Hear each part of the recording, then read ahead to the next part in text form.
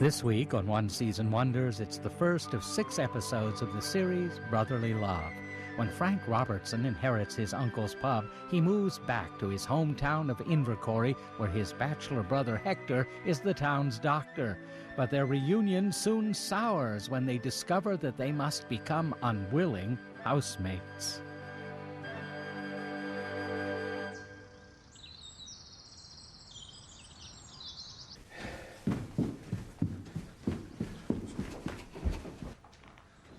Aha!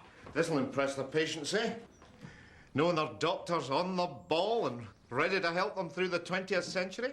The 21st century? Whatever. Well, I must say, Doctor, I never thought I'd see the day when you bought a computer. I may not look like somebody, Mrs. Grogan, who is at the cutting edge of information technology, but I'll have you know that in the 70s, I was the first person in Invercory to own a pocket calculator. Mind you, it was 2 months before he realised it needed batteries. Right, my brother Sperry gets in 10 minutes, so I'd better be going. Hector. Kate. I hope you don't mind me turning up. I just couldn't miss such an important occasion. Not at all. No, it's not every day I take charge of a new computer. Go, have a look. I mean, Frank's homecoming. Oh, he'll need a big hug when he gets off that ferry. Ah, yeah, you're dead right. And with you there, he's more likely to hug you than me. He's got a bit on the tactile side since living in London.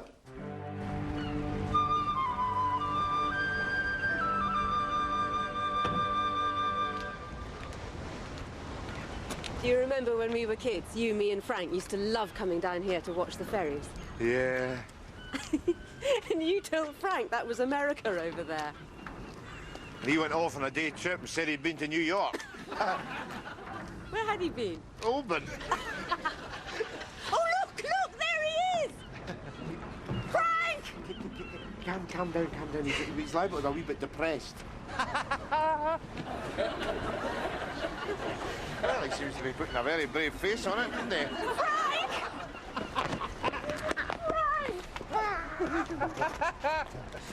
Welcome home, Frank. The car's up there. I'll just get your bags.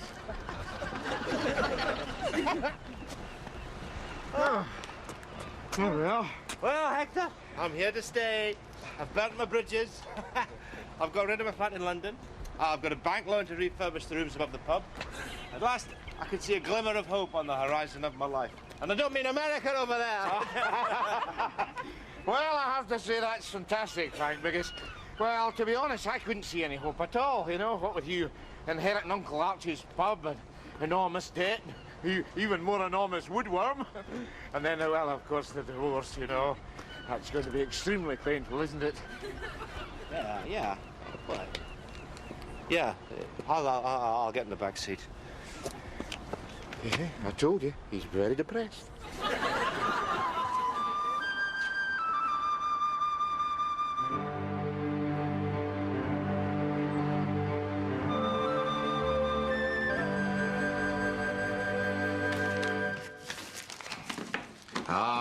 Thank you, Mrs. Grogan. So, Doctor, is your brother all right? Well, I'm a wee bit worried about his mental state. He's asked Billy Bolster to redecorate his bedrooms.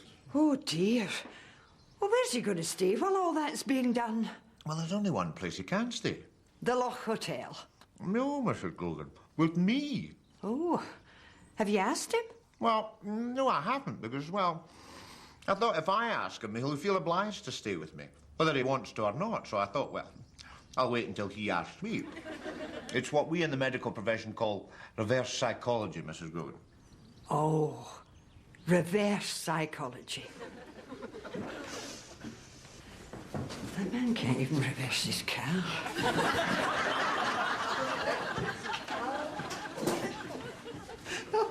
Oh, sorry to keep you. Morning. My name's Angela McPhee and I've just moved to the area. I'm not registered with a doctor. I've got a slight pain in my chest. I'll just get you a form to fill out. Well, what have we here, eh? Monday morning mutilation, is it? Oh, had a nice weekend, have we all, eh? Right, hands up sports injuries, gardening accidents, DIY damage. Are there any genuinely sick people here? Why do you people do it? Why don't you relax at the weekend? Do you know what I did yesterday? I went fishing, that's what I did. Peaceful, gentle, no danger whatsoever. Especially to the fish.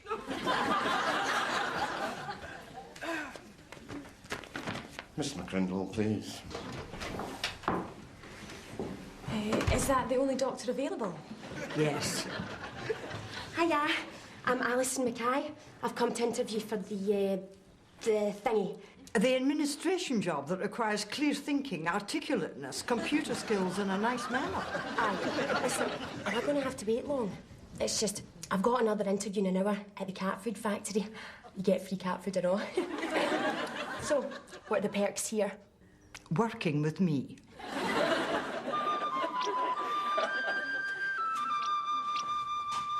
When we were kids, who'd have thought that one day I'd own Robertson's bar? Who'd have thought that one day I'd end up a starving artist? You want a bag of crisps? No, thank you. Do you want to drink a beer? No, thank you. Look, Frank. Huh? Would it be okay for me to carry on working here just until I start selling my paintings? Oh, sure, yeah. I might even buy some, brighten the place up. Really? Yeah, well, I can't afford it at the moment. What with the costs of moving and redecorating. I need to find somewhere to stay while Billy does the work. Well, there's only one place you can stay, isn't there? Yeah, the Loch Hotel. I was thinking of your brothers. Well, Kate, I was going to ask him, and then I thought, well, he's bound to say yes, even if he doesn't want me to. And I don't want him feeling sorry for me, so I thought I'd try a tiny bit of psychology. Oh? I'll wait for him to ask me. That's the tiniest bit of psychology ever tried. Yeah. Isn't this great? Time, gentlemen, please. Finish your drinks now. I've just had a brilliant idea. Oh, dear. People need to know I'm back, so I'm going to give a free lunch to the first 10 people through the door today. Frank, that's the worst idea I've ever heard. We're lucky if we get 10 people in here a day. Anyway, how are you going to publicise it? Oh, that's simple. I'll just tell Mrs. Grogan. There you are, Mrs. Dunwoody. And next time, if you could use the sample bottle provided. Right, Doctor. The Lucozade bottle's not a good idea for obvious reasons.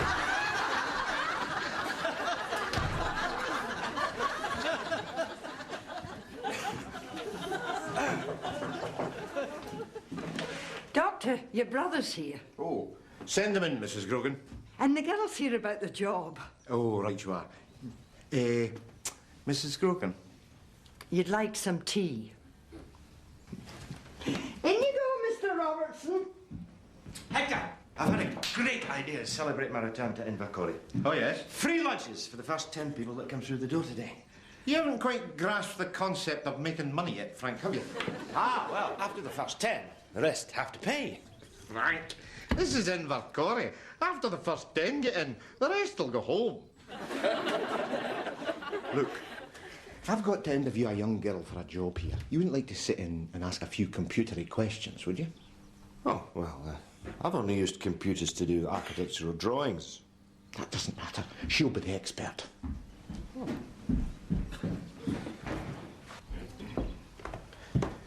Hello there. I'm Dr. Robertson. Sorry to have kept you waiting, Miss... McPhee, Angela McPhee. Ah, right. Come away through, then. There we are there. Well, thank you very much for coming. You don't mind if my brother sits in, do you? He's a bit of a specialist. That's fine by me.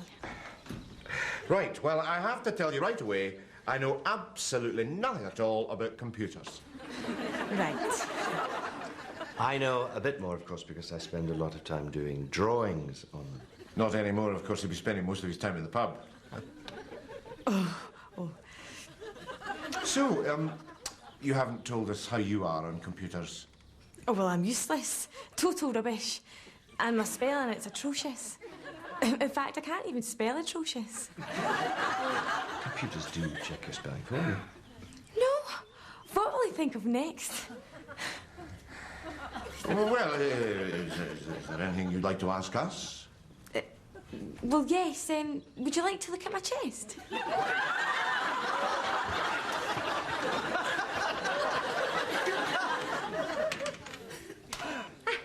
There you are, Mrs. Thingy. That's it all set up. It's adorable. Dr. Robertson, this is Miss Mackay. She's come about the job. Oh, Miss Mackay, well, I'm very sorry, but the position has actually been filled. Oh, no sweat. Cat food cannon pays better anyway. Sounds like a good career move. She was a bit rough round the edges, but she was brilliant on the computer. You must have found somebody amazing. Yes, well, not really, Mrs. Grogan. Angela's hopeless on the computer. Her most endearing feature is she's not going to sue me for having my pub landlord of a brother sit in on what was supposed to be a medical consultation. Oh, dear. That's not all. When she said, would we like to see her chest, Frank said, no, not really. I'm more of a leg man myself.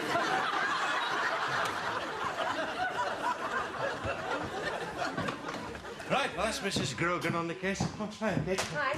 Will they both stay around? Haven't seen him. I've got the plans for upstairs, and I need your advice. Whenever I've had dealings with Billy over money in the past, he always seems to get the better of me. Not seems. He does. Yeah. I don't want him to know how much I can afford to spend. Got a bank loan of £5,000. Ah, then you have to tell him that the bank will lend you, say, 3.5. He'll argue you up to 4, and you accept, grudgingly. Which leaves me £1,000 to spend on something else. Oh, and make sure he gives you a finishing date. He does take an awfully long time. My father asked him to make me a doll's house for my 6th birthday. And? He says he'll finish it as soon as he can. It's the way I should do anything. I should do it's the way I should do anything. I should... Hello. I didn't see you there. Now, Billy, I need to speak to you about the cost of redecorating upstairs. Yeah, well, I've already worked out a price here. And the minimum I could do it for would be 6,000. 3.5. 4. Well, okay. Now, on top of that, there's the materials and the fixtures and the fittings, and that would bring it up to £5,000, so I'm saving you £1,000. I know.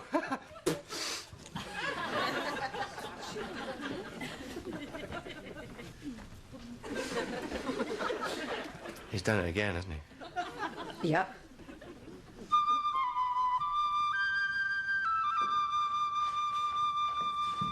Mrs. Grogan, this is Frank's first day at the pub, so I think I'll just pop over, offer some support, encouragement. And to get a free lunch.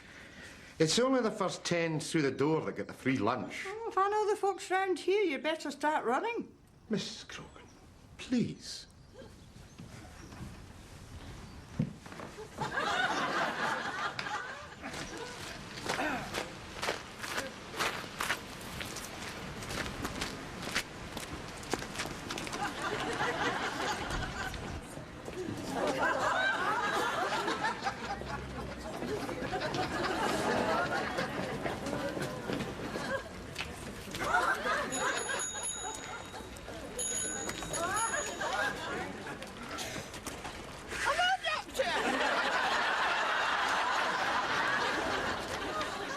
Mrs. Grogan? Thank you. Oh, and here's number 10, the Minister. Here you are, Minister. Ah, thank you. I seem to have the last free lunch. As I always say, the Lord moves in wondrous ways. He does when his staff have got bikes. On the house. Yeah, my brother. On the house? Well, I wish you'd told me this before I started running. So, Hector is waiting for Frank to ask if he can stay with him. Yes, it's reverse psychology. And Frank is waiting for Hector to invite him. Yes, it's perverse psychology. I'll sort them out. And what sort of psychology are you going to use? The oldest known to man. Woman. Oh, This is very good. Did you make it yourself? Oh, thanks, Hector. I appreciate that. What is it? Is it meat or fish?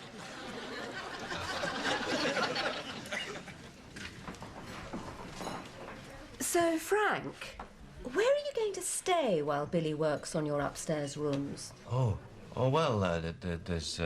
there's really just the one place I can stay.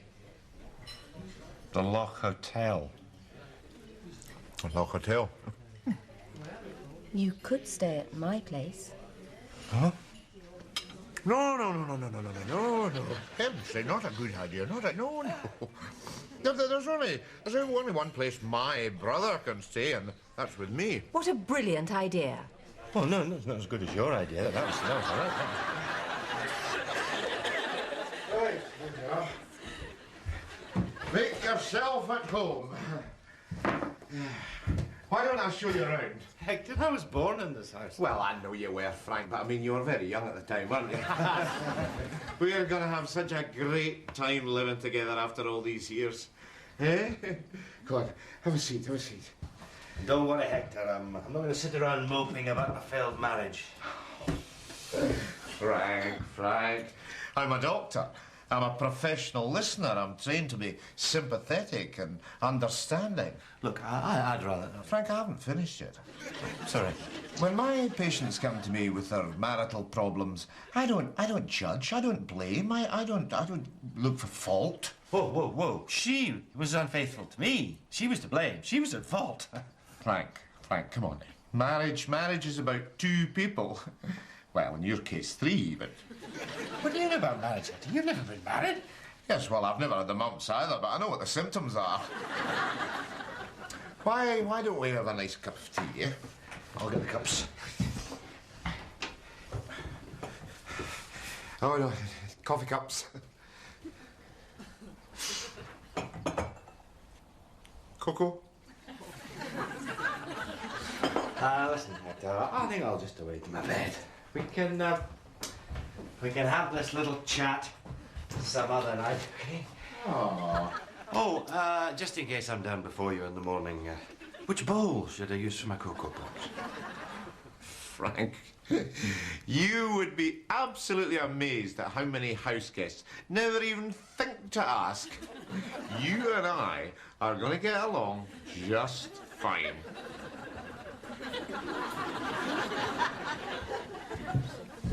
It's the blue stripy ones with the matching spoons. La main.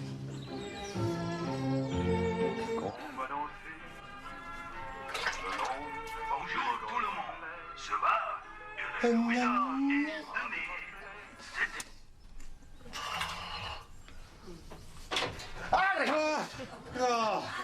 Do you not knock? Do not lock.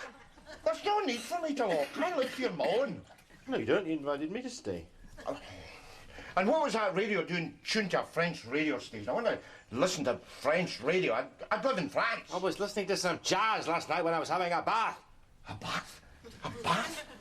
I am surprised the electric meter is still attached to the wall the way it quickly comes when you take a bath. A shower, Frank, is a much more economic proposition.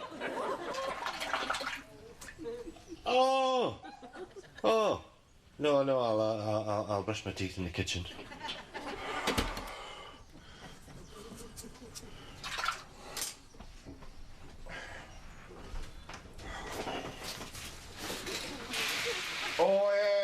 Frank, don't turn the cold water tap on in the kitchen, otherwise the shower goes very hot.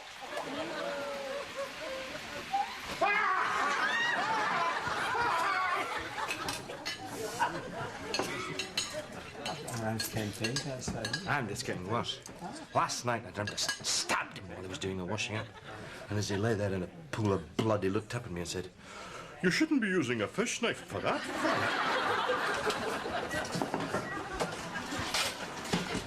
How many weeks have I been staying here? 2 days. Oh. Calm down. Look, he's coming in. Hi, Frank. Boys. Is that Big Hughie? I can hardly see you under that cloud of smoke. Hello, Doctor. Thought you'd quit. How come I walk in here and find you smoking? Because I didn't know you came in here. So what are you going to do? Go and drink somewhere else. Same again, Malky. I'll get that, Frank. Can I get a fruit juice? He wants a pint of heavy. How many units has he had? He doesn't drink units, he drinks pints. See, that's him away now. He's gone up to Loch Hotel. Hector, that man's my best customer. He may well be, but he's his own worst enemy. He drinks far too much. Well, that's a matter of opinion. Yes, my medical opinion. Oh, well, you're not in your surgery now. You're in my pub. Prevention is better than non-prevention. Oh, Mrs. Gillespie, for heaven's sake. A wee bit too much cholesterol there, eh? You're supposed to be on a diet. Frank, give her a slimmer salad. Right, that's it. Sorry about that, Mrs. Gillespie. Come on, out, you barge. Out!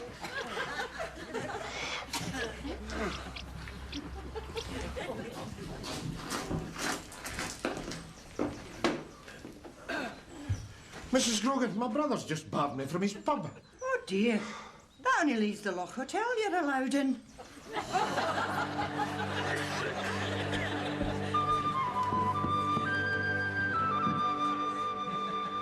Barring him was a bit much. I mean, couldn't you just have persuaded him not to treat your customers as his patients? No, I know. I was upset. I should have taken you up on your offer when you said I could stay at your place. Frank, that wasn't an offer, that was a ruse. I pretended to offer you my place because I knew it would make Hector offer you his. Oh. Anyway, I've only got a single bed. Oh. Is it one of those big singles, or is it just an ordinary one? Frank, look, for goodness sake, just go back there and talk it over with him. Come on. Yeah, well, my bags are still there. I suppose it'll give me an excuse to go back. On the other hand... Now the theory is being aired that the Saudis are using it fairly openly as a means of trying to influence the Middle East peace process. Complicated stuff.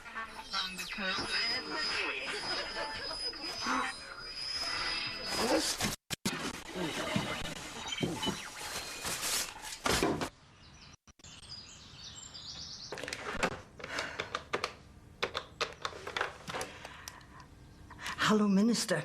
It's Mrs. Grogan here. I'm sorry to bother you, but Dr. Robertson and his brother have fallen out, and I wonder if you could help. Oh, you had a better than falling out on Tuesday? Well, I had Wednesday afternoon. I just missed it.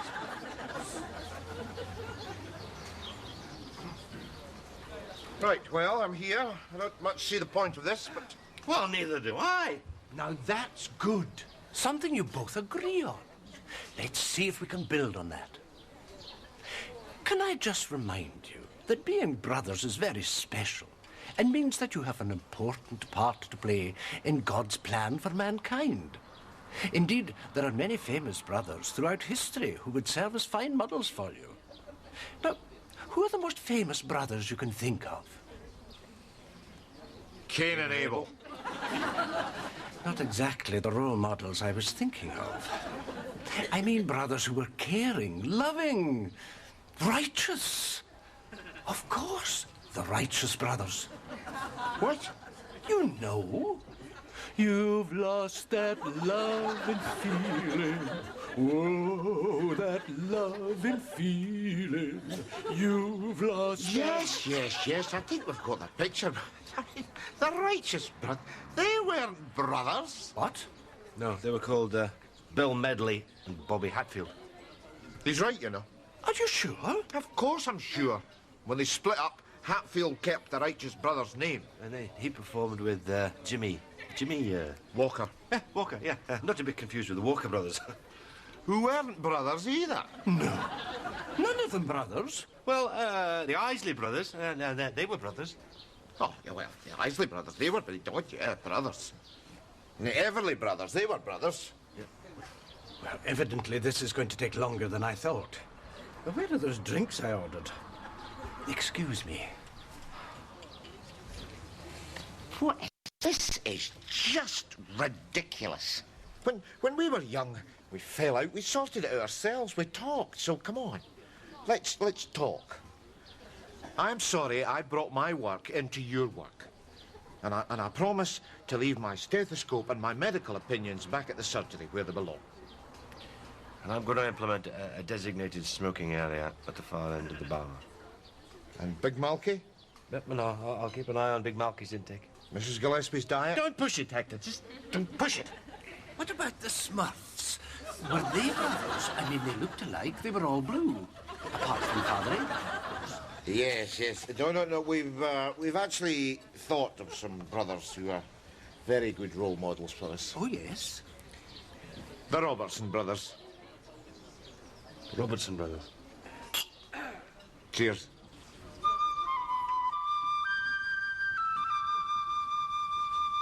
Here you are, Billy. Thank you, Mrs. Grogan. Let's face it, Frank, it's better than being the Brothers Grimm, eh? Billy, did you get my message? Aye. It was some job, but I did it. Frank, there was no way I was going to have my wee brother sleeping rough in those rooms, so I just phoned up Billy and I said, just gut them as quickly as you can. Now, there's no way you can sleep upstairs in the pub. You'll just have to stay with me. Oh, Hector, no, you shouldn't have. No. You shouldn't have. Of course I should have. No, you shouldn't have phoned me and told me to stop what I was doing and go upstairs and completely gut the 2 bedrooms. Why not? Because I was here when you phoned, fixing a new socket for your computer. And I stopped what I was doing and I went upstairs and I completely gutted your 2 bedrooms.